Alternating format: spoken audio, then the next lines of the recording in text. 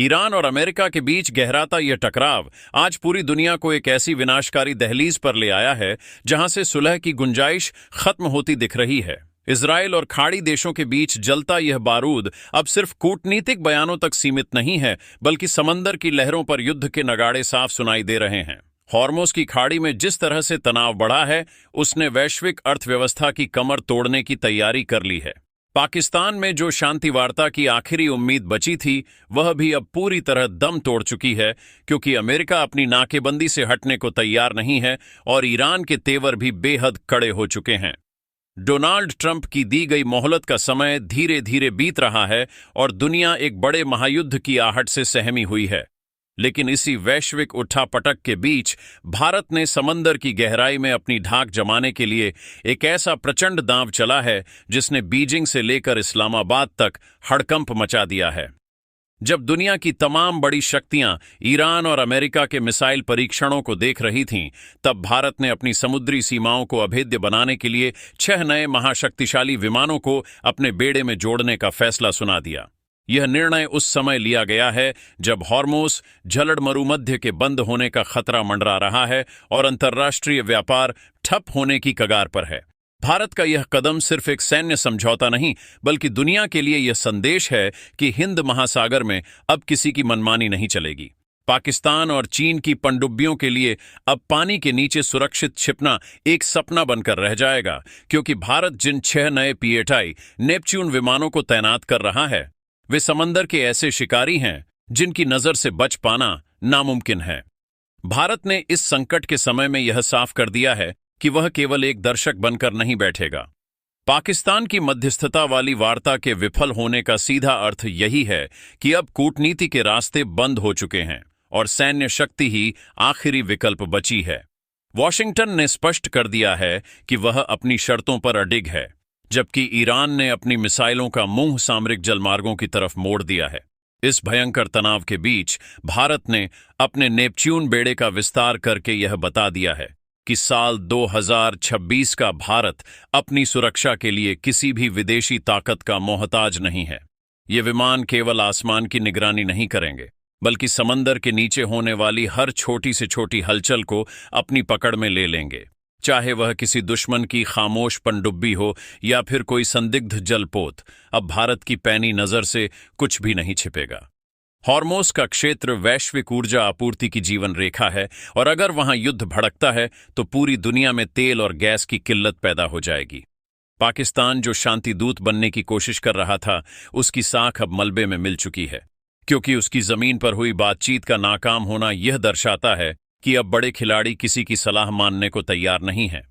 Israel भी इस स्थिति का पूरा फायदा उठाकर ईरान को चारों तरफ से घेरने की रणनीति पर काम कर रहा है।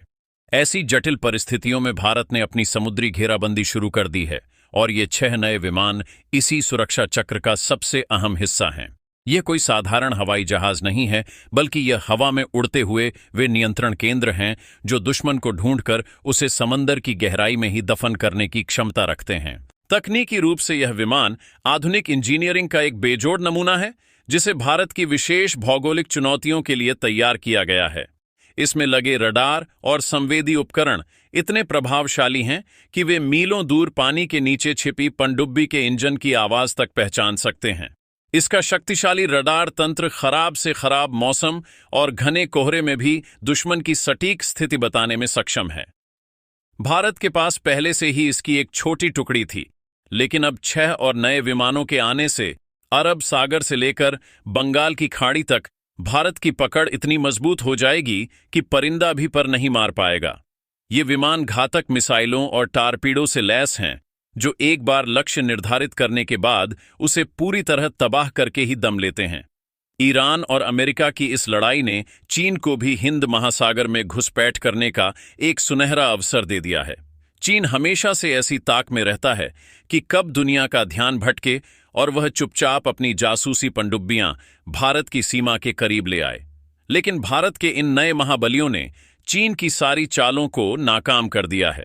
अब अगर चीन की कोई भी उन्नत पनडुब्बी मलक्का के रास्ते भारत की तरफ बढ़ने की कोशिश करेगी, तो नेपच्यून के रडार उसे पलक झपकते ही पकड़ लेंगे।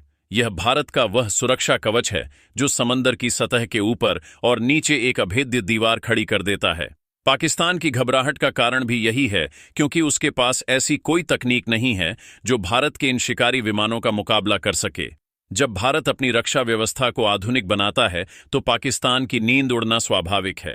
भारत जिस रफ्तार से अपनी नौसेना का आधुनिकीकरण कर रहा है, उससे यह संदेश बिल्कुल साफ है कि इस क्षेत्र का वास्तविक स्वामी कौन है। वार्ता के विफल होने का दबाव अब पाकिस्तान को अपनी सीमाओं पर स्पष्ट रूप से महसूस होगा। भारत ने लगभग $2.5 अरब का यह निवेश करके यह सिद्ध कर दिया है कि हम शांति तो चाहते हैं, लेकिन अपनी संप्रभुता से कोई समझौता नहीं करेंगे। अगर हॉर्मुज़ में युद्ध छिड़ता है तो भारतीय नौसेना को अपने व्यापारिक जहाज़ों की सुरक्षा के लिए लंबी दूरी तक गश्त करनी होगी, और इन विमानों की लंबी उड़ान क्षमता इस काम को बेहद आसान बना देगी। ये विमान डाटा लिंक के माध्यम से भारतीय युद्धपोतों को हर पल की जानकारी भेजते रहते हैं, जिससे हमारी नौसेना को समंदर का तीसरा नेत्र मिल गया है। इन विमानों की सबसे बड़ी विशेषता इनकी मारक क्षमता है, क्योंकि ये केवल निगरानी नहीं करते बल्कि जरूरत पड़ने पर घातक प्रहार भी करते हैं। इनके संवेदी उपकरण पानी के दबाव और तापमान में होने वाले सूक्ष्म बदलावों को भी पहचान लेते हैं, जिससे दुश्मन की स्थिति का तुरंत पता चल जाता है। एक बार सटीक स्थान की पुष्टि होते ही हार्पून मिसाइल अपना काम शुरू कर देती है, और यही कारण है कि इसे पनडुब्बियों का काल कहा जाता है। चीन और पाकिस्तान की संयुक्त ताकत भी फिलहाल इस तकनीक का कोई तोड़ नहीं ढूंढ पाई है। जब ये सभी विमान बेड़े में पूरी तरह शामिल हो जाएंगे तो भारत की सैन्य शक्ति एक नए शिखर पर होगी। यह नया भारत है जो अपनी सुरक्षा के लिए केवल बचाव नहीं करता, बल्कि आवश्यकता पड़ने पर आक्रामक रुख अपनाकर दुश्मन को उसकी सीमा में रहने पर मजबूर कर देता है। ईरान और अमेरिका के युद्ध की आशंकाओं के बीच भारत ने अपनी शक्ति को जिस शांति और मजबूती के साथ बढ़ाया है, वह कूटनीति का एक मास्टर स्ट्रोक है। भारत हिंद महासागर का स्वाभाविक नेतृत्व करता है और अपनी इस जिम्मेदारी को वह पूरी गंभीरता से निभा रहा है। अब विरोधियों को यह समझना होगा कि वे भारत की रक्षा दीवार को भेदने की कोशिश न करें, वरना उनका अंत निश्चित है।